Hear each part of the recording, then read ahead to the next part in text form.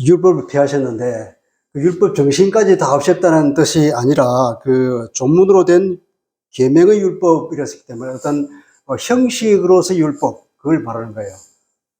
그러니까 각 조문들에 뭐 우리가 법으로 치면은 뭐 저기 형법 뭐 200조, 201조 이렇게 그 조문들에 따라서 지키는 그런 율법을 말하는 게 아니라 이제 그리스도 안에서 성령으로 율법의 정신을 지키게 되는 그런 시대에 들어갔다는 의미에서 어떤 그 조문으로 된 율법이 폐해졌다, 그런 의미로 하는 말이었습니다.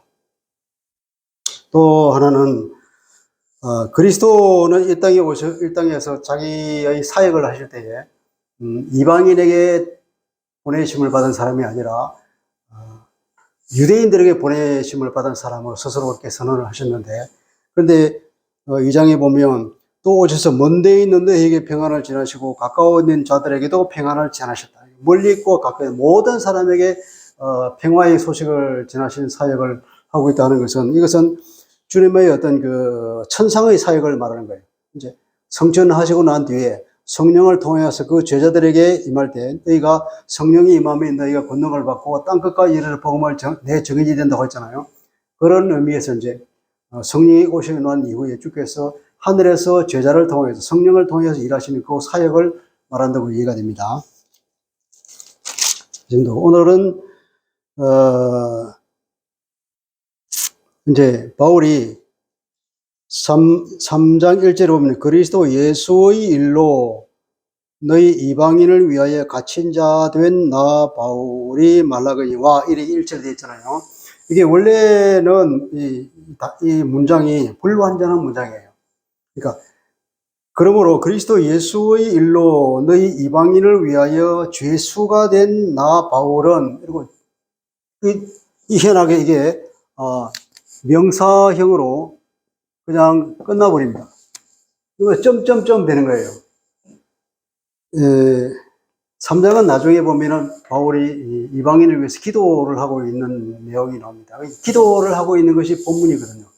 그러니까 바울은 기도를 하려다가 뭔가 생각이 나서 다른 내용을 지금 얘기하고 있는 겁니다. 너희 이방인을 위하여, 이제 내가 죄수가 된 것을 그러다가 이제 이 죄수가 되어서 로마로 압송당해서 지금은 가택 연금 상태에 있잖아요. 죄수의 몸으로. 물론 그런 던전에 들어간 것은 아니고 일종의 이제 연금 상태에 있는 것으로 봐서 자유롭게 복음을 전할 수 있었지만, 어쨌든 자기가 고난을 받고 있는 것을 이런 에베소 성도들이 보고 자기를 걱정하고 무슨 죄를 지었는가 이런 생각을 할까 봐서 이제 자기 변명을 좀 할 필요가 있는 거예요. 그래서 바울은 말하기를 내가 죄수는 죄수인데 내가 누구의 죄수냐? 로마의 법을 어겨서 로마의 죄수가 된 것이 아니라 나는 그리스도의 죄수다 하는 겁니다. 재밌는 말이죠.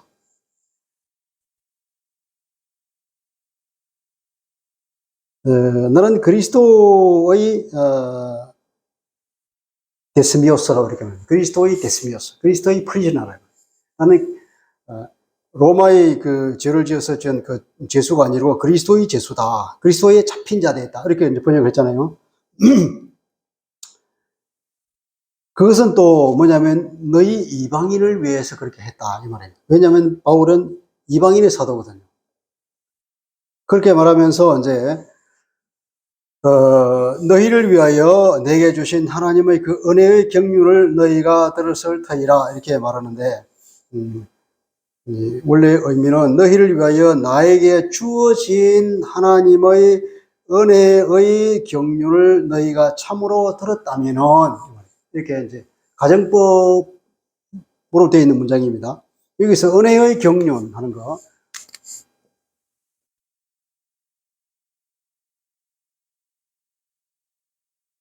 경륜이라고 이제 이거는 경륜이라고 말이 나올 때 도대체 저게 무슨 뜻일까 헷갈리잖아요. 경륜이라고 할 때 이것은 사전적인 의미는 뭐랄까요? 이걸 우리가 다른 말로 하나님 어떤 섭리, 이에 좀 가까운 단어인 것 같아요. 한자로 이제 경륜이라 하면 경하면 어떤 정령한다는 것이고, 륜하는 것은 세상을 다스린다는 의미거든요. 그러니까 주권자인 하나님께서 모든 세상을 당신의 계획과 당신의 뜻에 따라서 합당하게 경영해 나가고 계획을 세우고 그것을 실행해 나가고 그러면서 온 세상을 다스려 나가는 하나님의 특별한 힘, 능력 뭐 이런 것들을 말한다고 봐야 되겠죠. 좀 어려운 단어인데 지금은 안 쓰는 단어잖아요. 이게 그런 의미에서 보면 섭리라고 하는 것이 좀 가까울 것 같아요. 그런데 이런 뜻만 있는 것이 아니라 이게 오이코노미아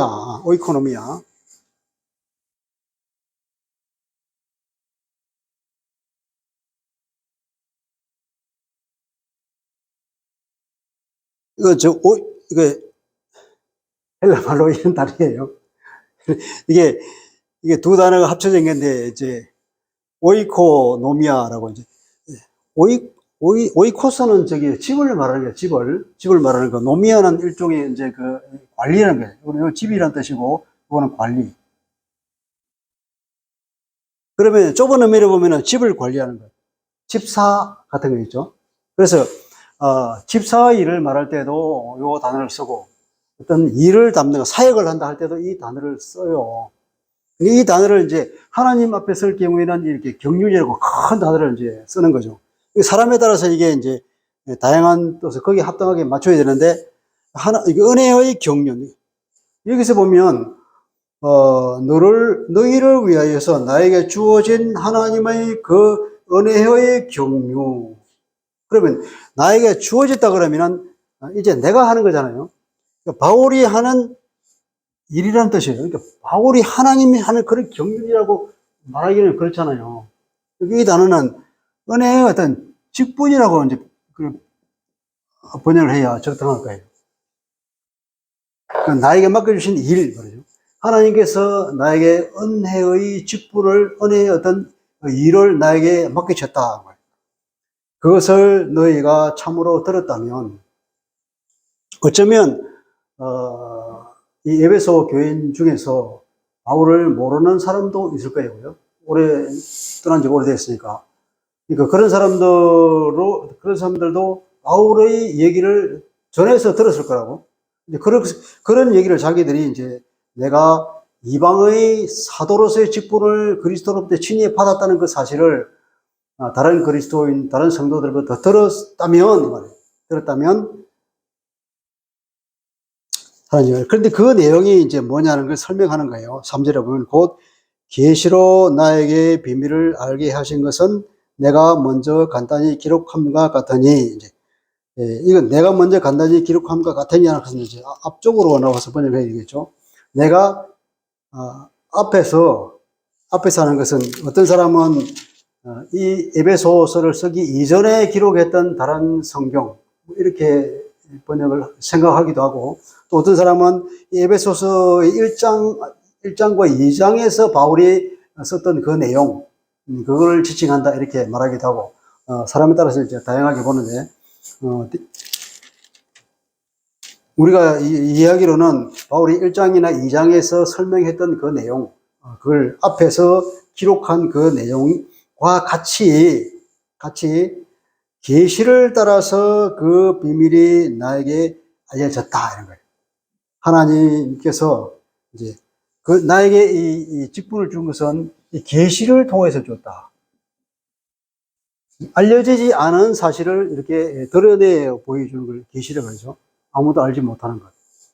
계시를 통하여서 그것이 그 비밀이 근데 보면 이게 비밀이라고 하면 이제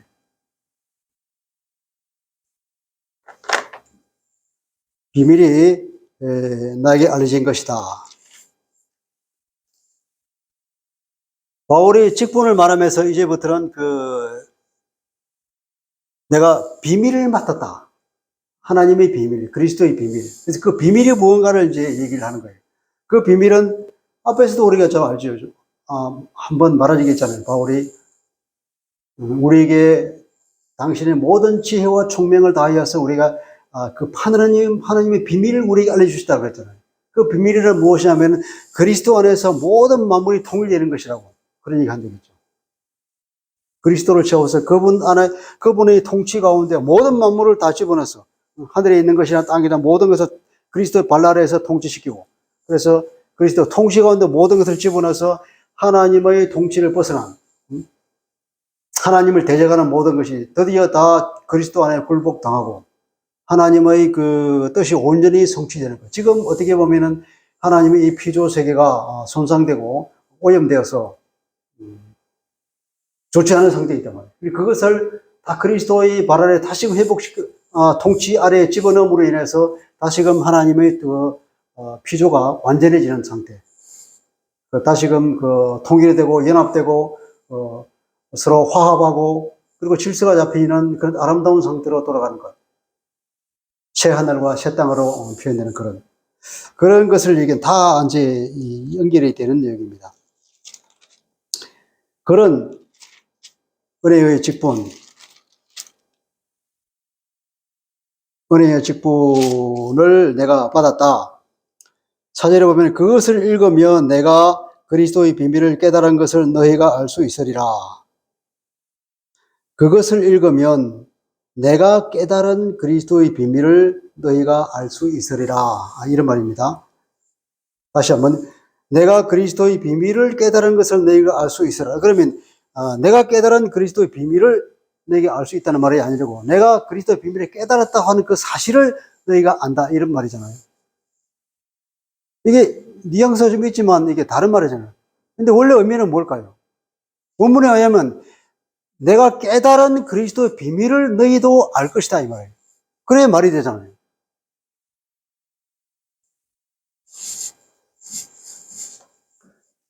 왜 이렇게 말을 이게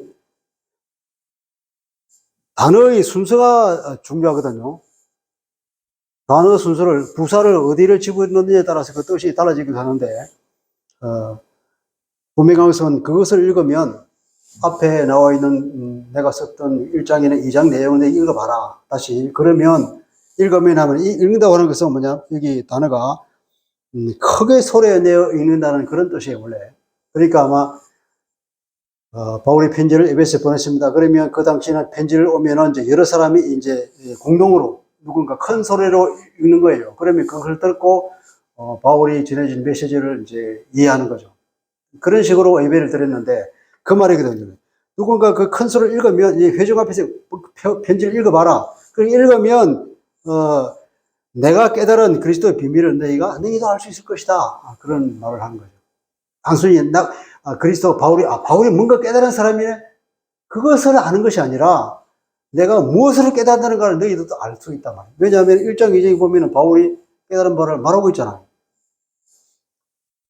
자, 그래서 이제 5절에 들어가면은 이제 거의 거룩한 사도들과 선지자들에게 이제 지금은 그분의 거룩한 사도들과 선지자들에게 예언자들에게 성령으로 나타내신 것 같이 성령으로 계시된 것 같이 다른 세대에서는 사람의 아들들에게 알리지 아니하셨으니 여기도 보면 이 문장이 주어가 없어서 헷갈리잖아요.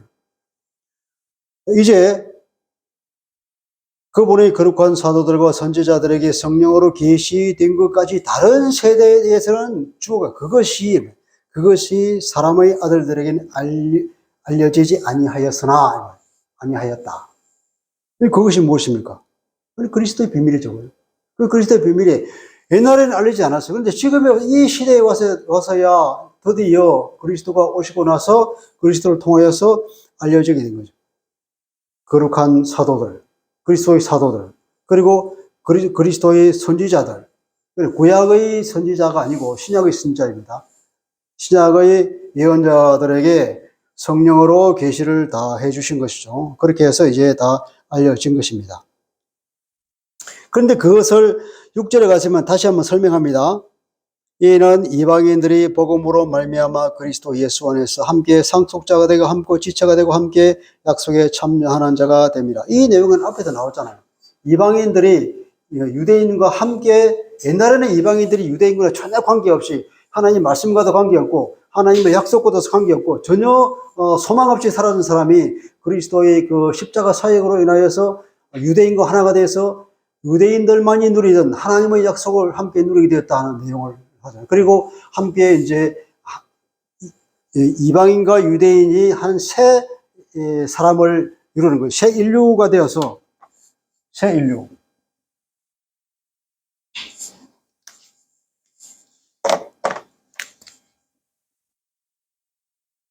이 사람을 통하여서 하나님께서 영광을 받으시고 모든 걸 하시고, 이 새 인류는 다른 말로 하면 이제 유대인이든 이방인이든 모든 사람이 한 화합되는 교회를 말한다는 거예요. 교회.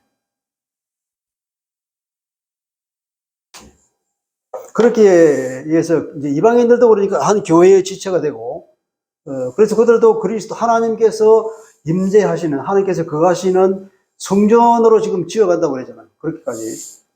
이 장에서 마지막 그렇게 표현했잖아요.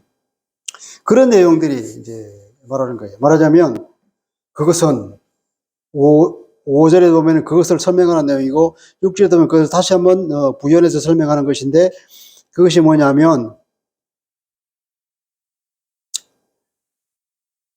이방인들이 되는 것이다. 이방인들이 무엇이 되는 것이다. 그것이 비밀이라는 거예요. 영어로 하면은 이런 거예요. To be. 무엇이 되는 것. 그것이 뭐라고요? 그것이 비밀이라는 것입니다.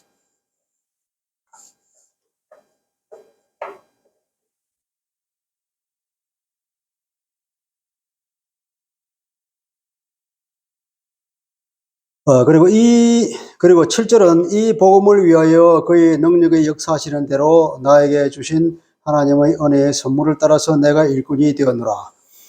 7절의 내용을 부사 구도를 다 지워버리면 이런 뜻입니다. 내가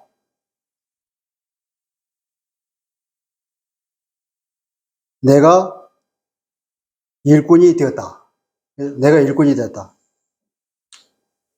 이 복음을 위하여 그 능력이 역사하시는 대로, 그 능력이 역사하는 대로 되었다 그러죠. 부사구가. 내 힘이 아니라 그분의 능력으로 되었다는 것입니다. 그리고 그것은 또 내가 일꾼이 된 것이 뭐라고요? 그것은 은혜의 선물이라는 것입니다. 직분을 받았고, 내가 어떤 미션을 받았고 어떤 사명을 받은 그것이 선물이라는 거죠. 내게 주신 하나님의 은혜의 선물이다. 그리 은혜의 선물로서 내가 일꾼이 되었습니다. 일꾼이 된, 무엇의 일꾼이냐면 이 복음의 일꾼이다. 복음을 위하여가 아니고 복음의 일꾼이 되었습니다. 바울은 자기 능력으로 일꾼이 될 수가 없었지 않습니까? 우리도 마찬가지지만 특별히 바울은 얼마나 교회를 핍박하고 막 무너뜨리고 그러려고 했어요. 사람들 잡아서 예수님이 말씀하기, 너는 네가 나를 핍박하는, 왜 나를 핍박하느냐 그렇게 말했다시. 바울이 하나님께서 얼마나 고집센 사람이었어요. 그런데 그런 바울을 하나님의 강력한 능력으로 그 고집을 완전히 확 꺾어버리고, 바울에게는 그렇게 말할 만하잖아요. 그게 하나님의 능력이잖아요. 그런데 우리 김동일 집사님의 고집을 확 꺾으신 분이 누구입니까? 그리스도 그분이잖아요. 우리가 끝까지 내가 고개를 하나님 앞에 빳빳이 들고 살았는데 성령께서 내게 오셔서 내 그 고집을 확 꺾어버리고, 내가 이게 아닌가 봐요. 드디어 깨닫고는 그리스도 앞에 우리가 무릎을 꿇고 내가 죄인인 것을 알고 고백하는 것. 그것이 하나님의 은혜죠.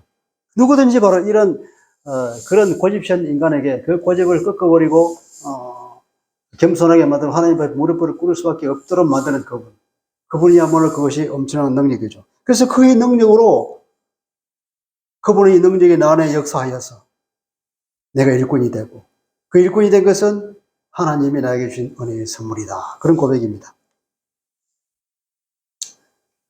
8절을 보면 모든 성도 중에서 지극히 작은 자보다 더 작은 나에게 이 은혜를 주신 것은 청량할 수 없는 그리스도의 풍성함을 이방인에게 전하게 하시고, 이것은 모든 성도 중에 지극히 작은보다 더 작은 나에게. 바울이 참 겸손한 것이 나오죠, 그죠?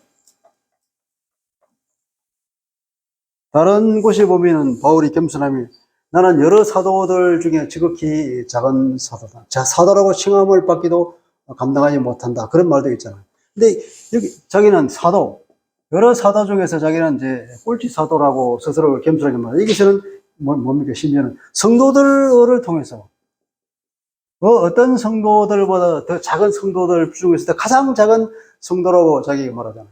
에베소서를 쓸 당시 되면 이제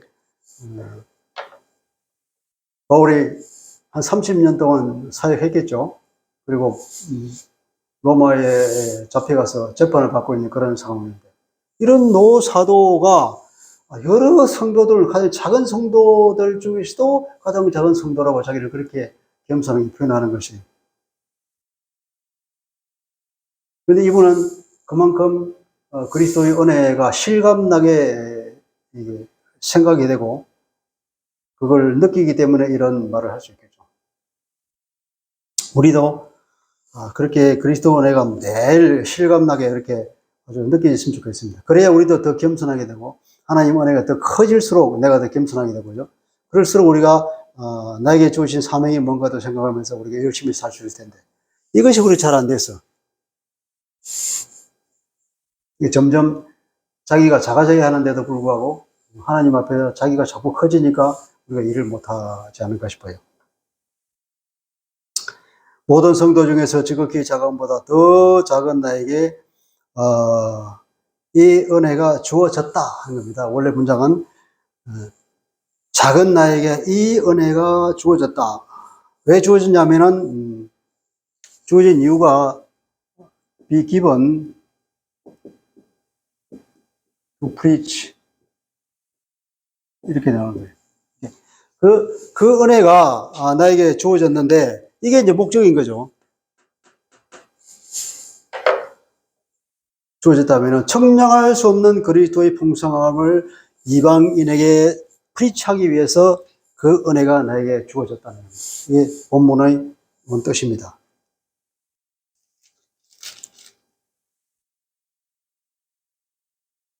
청량할 수 없는 그리스도의 풍성함.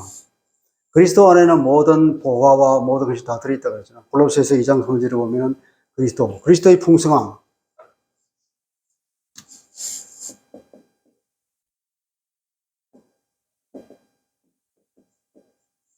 그리스도의 풍성함이 뭔지 한번 생각해 볼까요?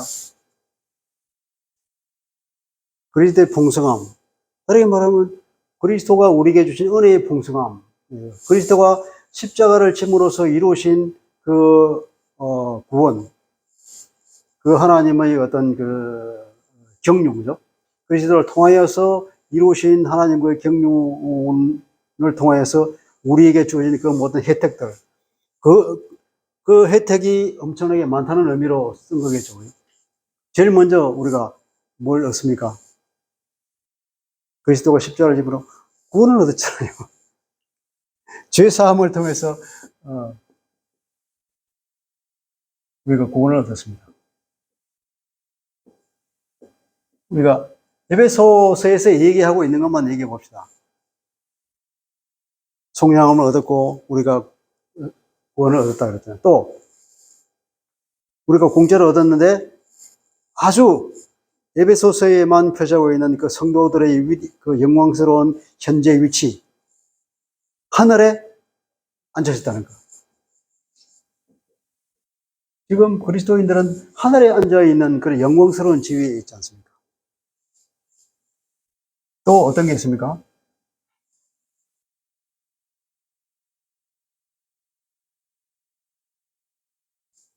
생각하면 많을 거예요. 또 우리가 비밀을 알았잖아요. 그리스도 안에 모든 것을 만물을 통일시키는 그 비밀이 우리에게 알려졌지. 또 뭐가 있을까요? 이제 유대인이나 이방인이나 이제 연합해서 하나 새 인류가 창조되는데 우리가 그 일원이 된 그 영광스러운 것을 얻었지 않습니까? 또 뭐가 있습니까? 우리 이방인들은 또 특별히 아무런 소망 없이 하나님의 약속과는 관계없이 바깥 사람으로 살았는데 이제 그 안에 들어와서 하나님께서 우리 안에서 거하시는 성전이 되어 간다고 했잖아요. 성전으로 지금 지어가고 있다는 거예요. 예수님이 이제 다시 이제 재림하면은 어떻게 됩니까? 재림하게 되면 이제 완성된 구원 속에서 계시록에 나오는 그 새 하늘과 새 땅에서 살아갈 말할 수 없는 그런 큰 그 하나님 주님과 함께 통치하는 그 속에서 들어가는 하나님의 구원의 완성을 바라보는 그 소망 가운데 살고 있잖아요. 뭐 들라면 굉장히 많겠죠. 그런 풍성한 은혜들을 생각할 수 있는데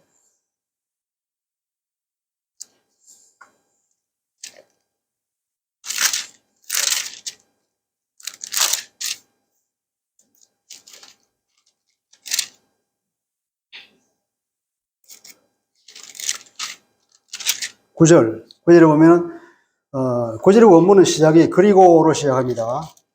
그러니까 아까 이제, 나에게 그 은혜가 주어진 이유가 뭐냐면 이걸 선포하라고, 전하라고.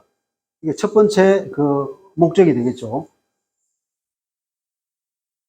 내가 직분을 받았는데 그 직분이 은혜잖아요. 그 은혜의 직분을 내가 받은 이유는 이런 그리스도의 은혜를 전하라고, 이방인에게 전하라고. 지금 우리를 치면 뭡니까? 이방인이라면 예수 안 믿는 사람을 말하겠죠, 그죠? 불신자들에게 이 복음을 전하라고 나에게 하나님께서 은혜를 주셨다. 바울이 받은 어떤 이방인의 사도로서의 직분도 있지만 예수 믿는 모든 사람에게는 하나님의 자녀가 되는 권세를 주잖아요.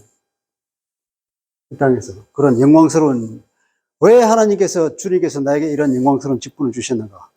하나님의 자녀가 되도록 다시 회복시키고 계시는가? 하면, 내가 예수 믿지 않는 사람들에게 이 복음을 전하라고. 그렇게 말하면 똑 맞잖아요. 누구에게나 똑같이. 우리에게도 적용이 그렇게 돼요. 첫째, 전하라고 나에게 그런 은혜를 주시고, 9절에 보니까 그리고를 쓰였네요. 그리고 또 영원부터 만물을 창조하신 하나님 속에 감추어졌던 비밀의 경륜이 어떠한 것을 드러내게 하려 하심이라. 여기도 보면 순서를 제가 바꿔보면 만물을 창조하신 하나님 속에 영원 전부터 감추어져 있던 그 비밀의 경륜이 어떠한 것을 드러내게 하려 하심이라. 두 번째는 드러내는 거죠, 그죠? 밝히는 겁니다.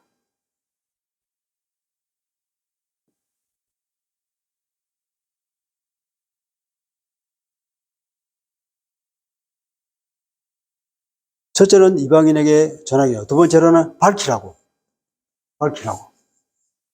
밝혀주라고.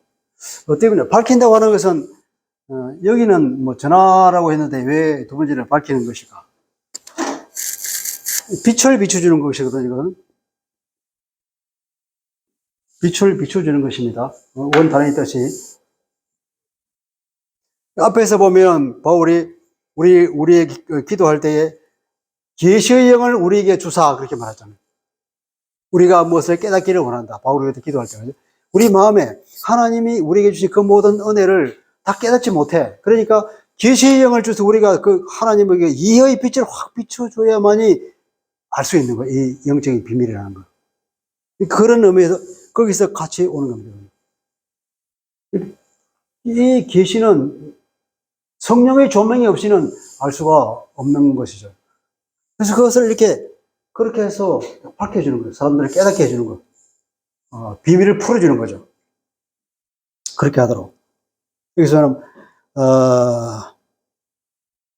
우리 성경은 모든 사람에게 하는 말이 이제 이게 주석이 되어 있습니다. 모든 사람에게.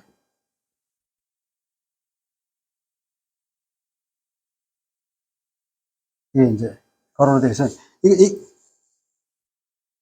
성경을 우리 읽다 보면은 이런 괄호가 쳐져 있는 게 있어요.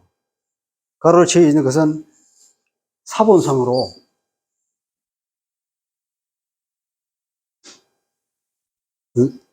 사본에 따라서 이게 있는 게 있고 없는 게 있다 그런 말이에요.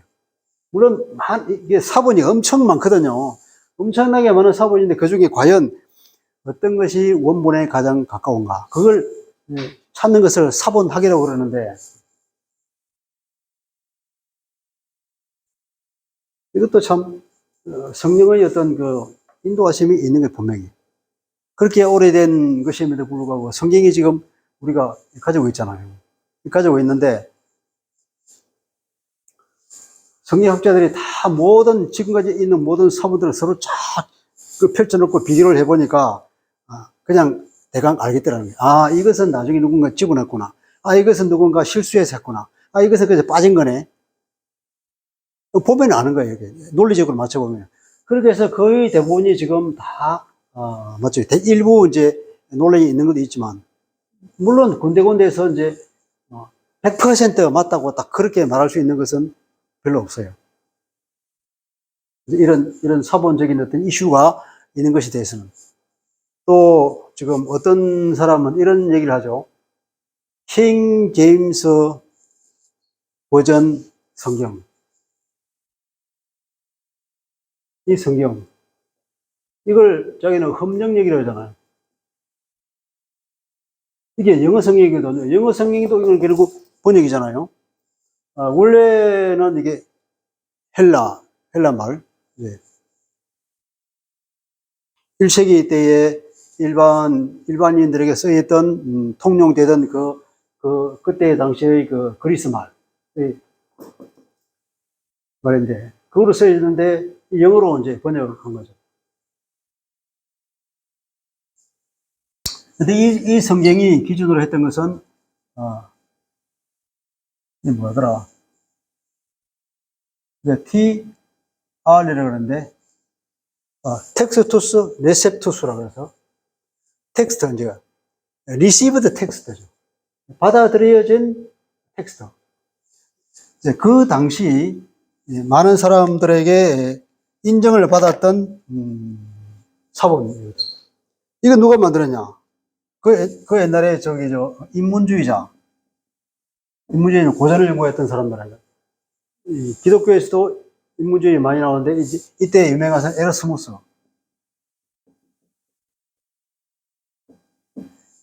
에라스무스가 이제 그 당시 여러 사본들을 모아서 이제 비교해가지고 이 사람도 자기가 다 한 것이 아니라 그 전에 많은 사람들이 일을 한 거예요. 보면은 기독교 2000년 역사가 많은 사람이 일을 했는데 이게 상당히 이제 수집을 해서 하나의 완성된 형태로 출판을 한 거예요.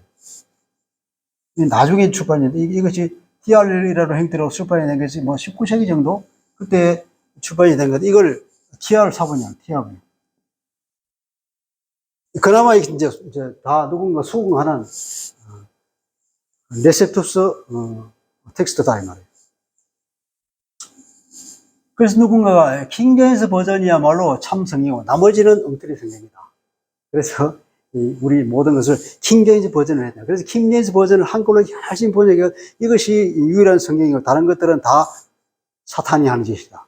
이렇게까지 말하는 엉터리 같은 사람이 있단 말이에요. 근데 그러면 이것이 완전한 거냐? 이 이후에도 많은 연구가 이루어졌습니다. 물론 대부분은 이제 이걸 인정을 하죠. 이 이후에도 많은 연구가 이루어져서 이제 어디에 뭐 UBS인가? 연합 무슨 버전이 있고 이것도 그 비슷한 거예요.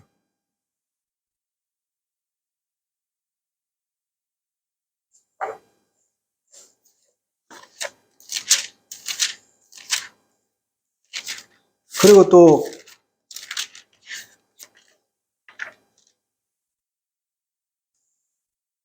생각이 잘 안 나니까. 네슬 알란트라고.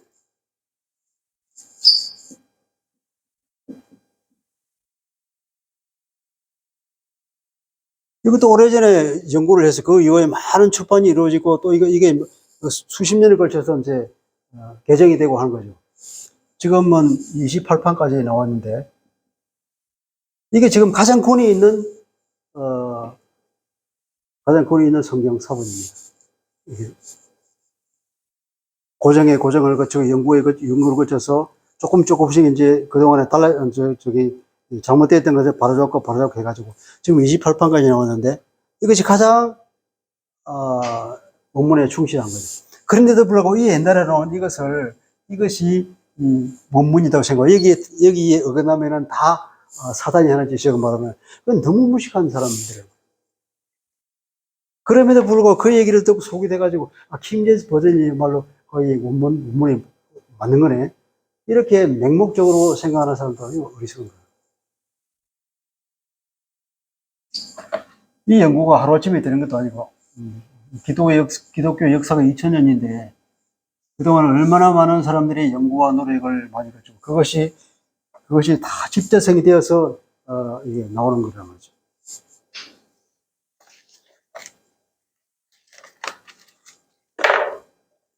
그런 면에 볼 때 이제 우리 한글 성경 번역이 대폭 수정이 한번 돼야 되는데 이렇게 잘못됐다는 원본을 잘못된 원본을 가지고 번역을 했다는 얘기가 아니라 번역 그 자체가 번역한 사람이 무슨 말인지도 모르고 해놓고 아까처럼 주어도 빠뜨려 버리고 문구가 막 앞뒤가 바뀌져 가지고 그래서 읽는 사람들 하여금 무슨 말인지 모르게 만들어 놓는 것.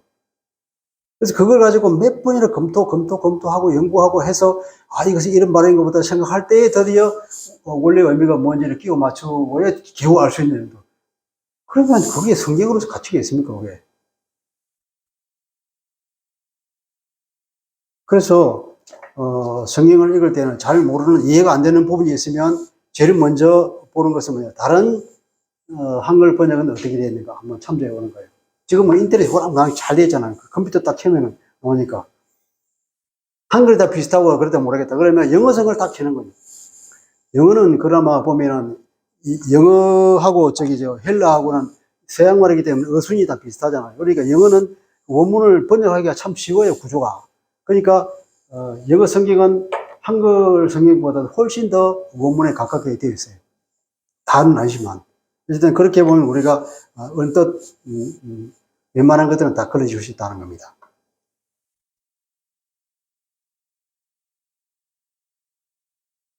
구절까지 했죠. 그래서 그것을 드러내는 거예요. 아까는 그러니까 하나는 전하는 거고 두 개는 밝혀내는 거예요. 이게 모든 사람에게. 근데 일반적으로는 이게 모든 사람에게라고 하는 것이 들어있는 것이 원본일 것이다. 이렇게 이제 이해하는 사람도 많습니다. 그래서 모든 사람이니까 이제 이방인뿐 아니라 유대인에게도 바울은 이방인의 사도이긴 하지만 유대인에게도 자기도 탐나는 대로 복음을 전했다고 해요. 그러니까 유대인이든 이방인이든 모든 사람에게 이게 그 비밀을 밝히는 거예요. 그 비밀의 경륜이 이때 경륜이라는 것은 하나님 어떤 계획을 말하겠죠. 비밀의 경륜. 하나님의 특별한 계획. 이때는 여기 갔다고 봐야 되겠죠. 저는 비밀적 경륜 그런 뜻을 이해하면 돼요. 하나님의 비밀, 즉 하나님의 그 계획, 비밀스러운 계획. 왜 비밀이냐면 하나님의 그 영적인 사실은 참 묘해가지고 아무리 얘기해줘도 끝까지 못 알아듣는 사람이 있고 알아듣는 사람이 있단 말이에요. 이거 못 알아듣는 사람들, 이해하지 못하는 사람에게는 비밀이고, 그죠? 그것이 이해된 사람에게는 이제 계시가 이루어진 거죠.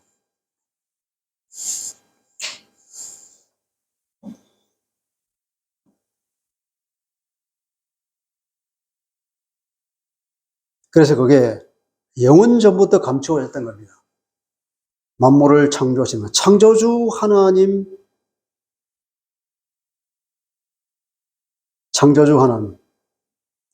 그 하나님 안에서 지금까지 쭉 하나님의 마음속에 감추어져 있던 그 하나님의 계획이 지금 그것이 어떤 건지 다 이제 드러나게 되는 거예요. 그 하나님의 계획이 뭘까요? 우리 앞에 말한 비밀이 있잖아요. 1장에서 보면은 그리스도 안에 만물을 통일하는 그것이 비밀이고, 그 비밀을 우리에게 알려주신 거죠. 그러니까 그리고 그리스도를 통해서 그 일을 하기 때문에, 또 보면은, 그리스도 그 자신이 비밀이라고 다른 성경은 또 말하는 거죠.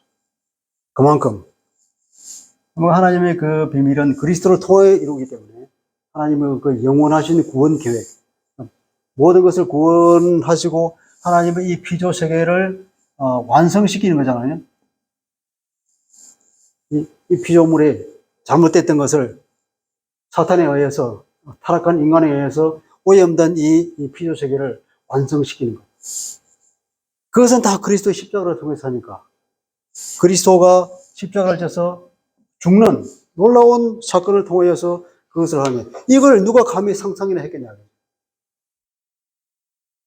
이걸 또, 보면 영적인 전투라고 어디 말할 수 있겠죠, 그죠? 이 하나님의 피조 세계를, 온 인간을 타락시키고, 이 하나님의 계획을 이렇게 저지한 존재가 누구냐 말이에요. 거기 사탄이잖아요, 그죠? 사탄. 이게 사탄의 계획을, 하나님께서 사탄의 계획을 저지시키고, 그리고 사탄의 모든 세력을 그리스도의 발밑에 밟아서 정복시켜버리고, 굴복시켜버리고, 그리고 하나님께서 원래 계획하셨던 그 창조의 세계를 완성하는 것. 그래서 여기서 뭐냐면은 하나님께서 모든 만물을 창조하신 하나님이라는 표현을 쓴 거예요. 그 창조주 하나님께서 그 피조 세계를 완성하시고 그 피조 세계를 흠집나게 만든 그 사탄을 굴복시키는 거. 영적인 세계죠, 그죠? 여러분은. 그러면 우리가 이제 영적인 전투라는 개념으로는 더 확장되는 거죠, 그죠?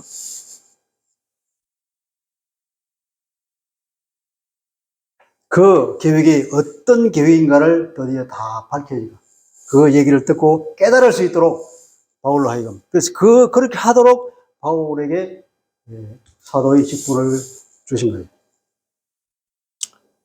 그러니까 그 하나님의 그 비밀과 사도 바울이 받았던 그 자기의 직분하는 것은 아주 밀접하게 연결되어 있는 거죠. 3장에서는 바울이 뒤에 나가면 바울이 기도가 나오는데 그 기도를 하기 전에 이 내용을 설명하는 것입니다. 자기가 죄수가 됐다는 것을 얘기를 하다가 기도를 하려고 하다가 잠깐 얘기를 해야 되겠다 하면 요 사이를 이제 얘기하는 거예요. 그 여기 보면 3장 1절에 보면 이름으로 하는 말이 있죠. 그죠? 이름으로, 그럼 이름으로 하면 이제 그 다음에 바울이 원래 계획했던 것은 그래서 이제 그런 은혜를 얘기하고 나서 이제 너희들을 위해서 내가 기도를 해줄 거다. 13절에 가면, 14절에 가면은 이름으로 하는 내용을 합니다. 이름으로 하다가 생각이 나서 잠시 다른 얘기를 하는 거예요. 14절에 보면 이름으로 내가 하늘과 땅에 있는 모든 족속의 이름을 주신 아버지 앞에 무릎을 꿇고 비노니, 이 뒤에부터는 이제 바울이 이 에베소 성도들을 위해서는 기도를 이제 하거든.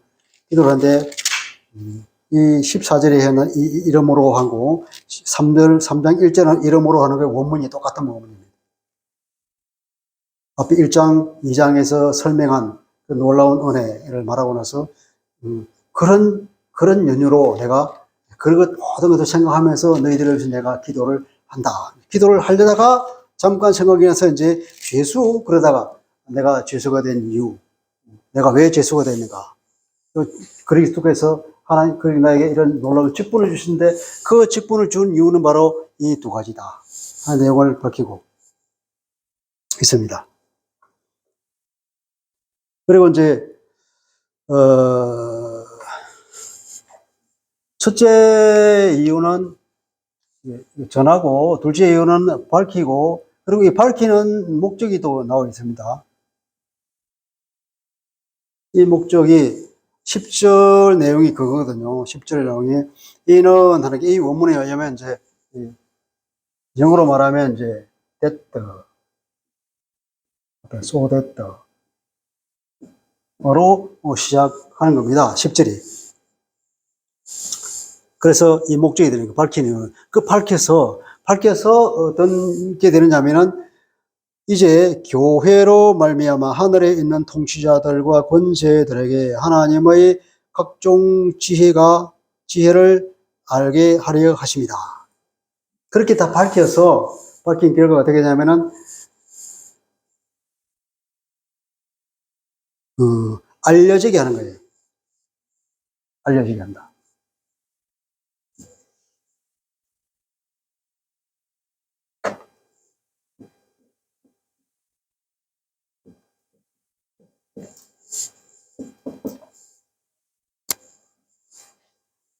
알려지게 하는데 이게 교회라는 게 나옵니다. 무엇을 알릴까요? 무엇을 알리냐면은 하나님의 각종 지혜를, 하나님의 다채로운 지혜를, 여러 지혜가 아니라, 지혜는 단수가 되어 있거든요. 하나님의 지혜인데, 그 지혜가 아주 풍성해서 굉장히 다채로운 모습으로 나타나는 겁니다. 근데 그 하나님의 놀라운 다채로운 지혜를 이제 알리는 거예요. 그렇게 해서 알리는데, 누구에게 알리냐면은 하늘에 있는 통치자들과 권세들에게 알린다는 겁니다. 이게 재밌잖아요. 권세들, 통치자.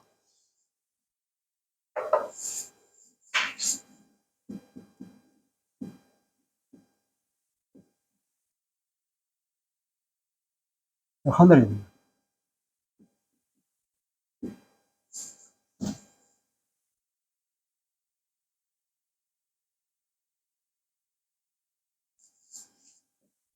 이 하나님의 다채로운 지혜가 교회를 통해서 이들에게 알려지는 것입니다.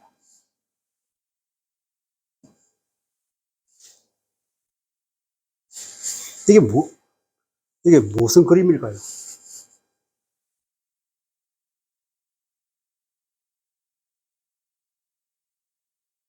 교회 대신 나를 나고 있습니다. 나. 그리스도인이 나.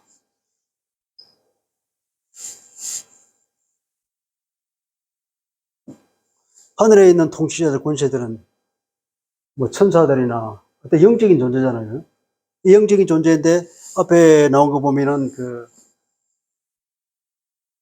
하나님을 대적하는 영적인 권세들. 그 대장은 사탄이잖아요, 사탄. 이 사탄으로 하여금 하나님의 놀라운 지혜가 뭔지를 드디어 이제 알게 되는 거예요. 누구를 통해서?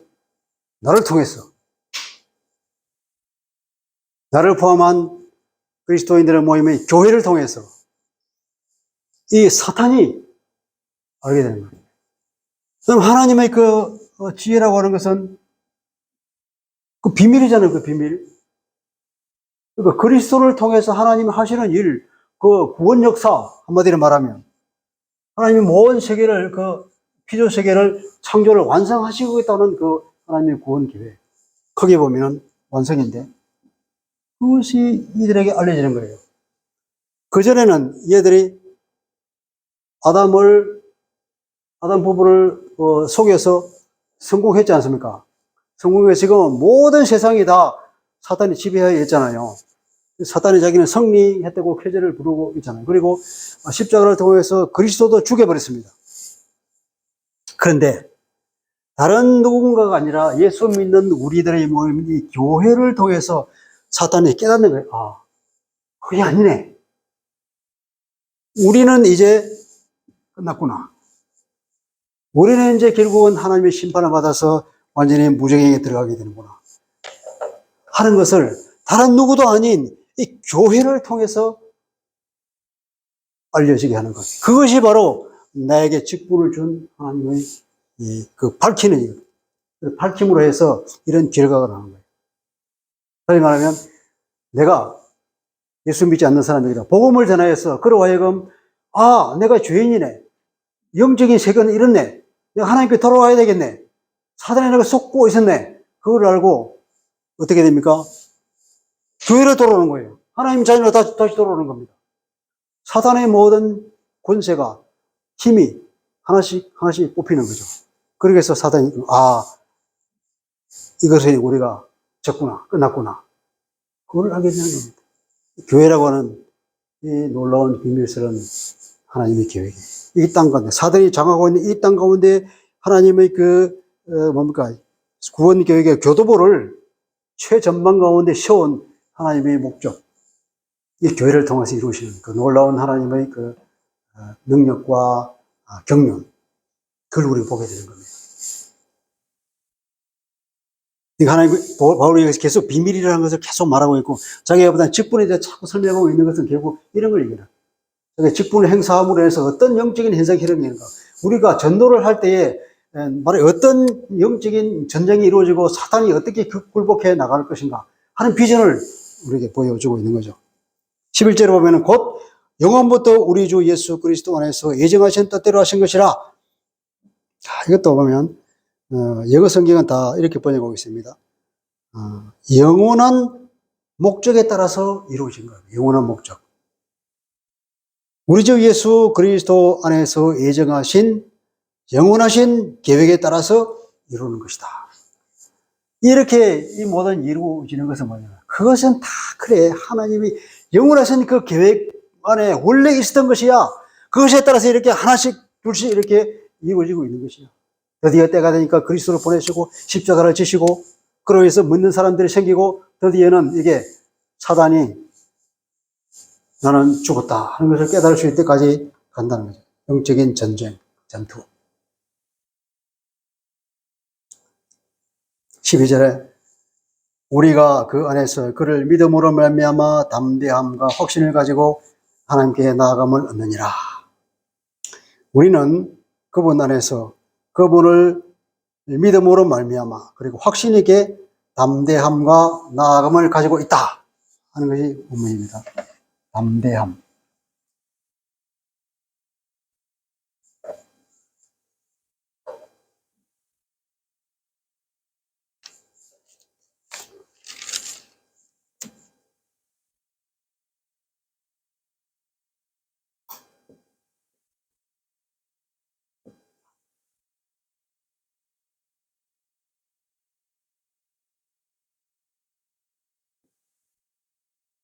십이 절에서 말하고 있는 것은 이제 그리스도인들이 우리는 이제 예수 믿는 우리들은 그리스도 안에서 그리스도 안에 항상 그리고 그를 믿음으로 인하여서 우리가 어떤 특권을 가지고 있냐 하면은 이 두 가지를 가지고 있다는 것입니다.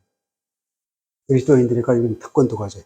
담대함과 하나님 나아감이라 이게 이제 하나님께 하는 말은 원문에 없지만 당연히 나간다는 것은 하나님 앞에 나가는 거예요. 이 단어가 앞에도 나왔죠, 그죠? 이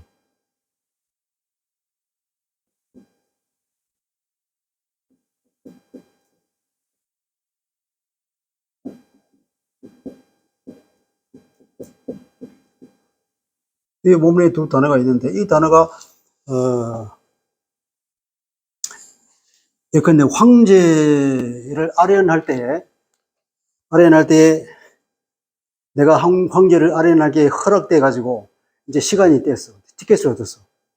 때가 되면 그 시간 딱 맞춰서 가면 황제를 아련하게 되는 거예요. 그런 의미의 그 뜻이 있다거나 나간다고 하는 것은 가면 내가 그냥 아무리 허락을 얻었다 하더라도 내가 홀로 가서 황제를 아련할 수는 없어. 가면 항상 비서가 나와요. 비서가 나와서 나를 안내해줘. 이게 프로스 아고라고 하는 거죠. 아고라는 것이 인도거든요. 누군가 인도자가 있어야 되는 거예요, 이게.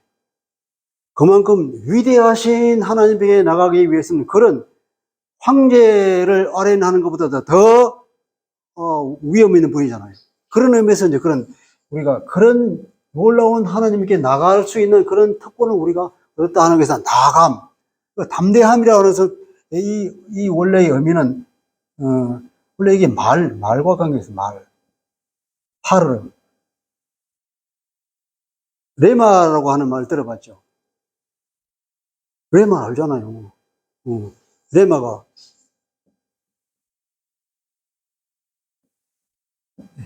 흐레마라거든요. 흐레마라고 하는데 레마가 말이란 말이에요. 말. 로고스도 말인가요? 특별히 이 하나님의 말씀 가운데 내게 특별히 개인적으로 주시는 음성, 그걸 레마의 말씀이라고 그렇게 말을 하죠. 그죠? 단어의 뜻은 다 그냥 말이에요. 말인데. 여기다 파르레시아 되게 레마라는 말들. 말과 관계 있는 거예요. 이 말은 원래 오간 대자각에 감히 함부로 말할 수 없는 그 사람에게 내가 기탄 없이 내가 자유롭게 말할 수 있는 그런, 뭐랄까, 언론의 자유 같은 걸 말하는 거예요.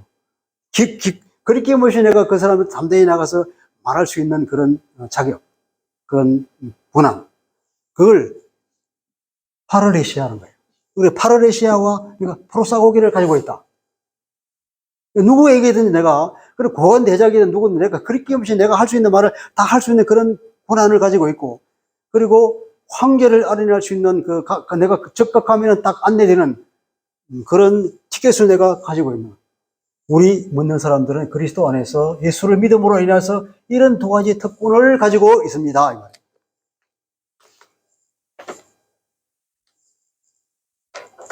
이런 바울의 비밀을 전하는 바울의 사역으로 인하여서 에베소 성도 여러분들은 나를 포함해서 이런 특권을 우리는 가지고 있습니다. 13절에 그러므로 너희에게 구하노니 너희를 위한 나의 여러 환난에 대하여 낙심하지 말라. 이는 너희의 영광이니라. 그러므로 너희에게 내가 구하는데 너희 때문에 받는 나의 여러 가지 환난 때문에 낙심하지 마라. 왜냐하면 나의 이 환난을 통하여서 이런 특권을 너희들이 가지게 됐고, 그리고 얼마나 영광스러운지, 그리스도인들이 가지고 있는 그 놀라운 영광이 누구 때문에 그러냐? 다 나의 이런 사역 때문에 이루어지지 않냐? 그러니까 내가 받는 이 고난은 다 이런 나의 직분을 하기 위해서 받는 것이기 때문에 그 자체도 나는 영광스러울 뿐 아니라 그것을 통하여서 여러분이 영광을 받는 것이면 걱정하지 마세요. 내가 받는 고난, 그로 인해서 여러분이 그런 영광스러운 놀라운 영광을 받았습니다. 그렇게 바울이 말하고 있습니다. 그리고 14절에 들어가서 이제 그들을 위해서 기도를 합니다.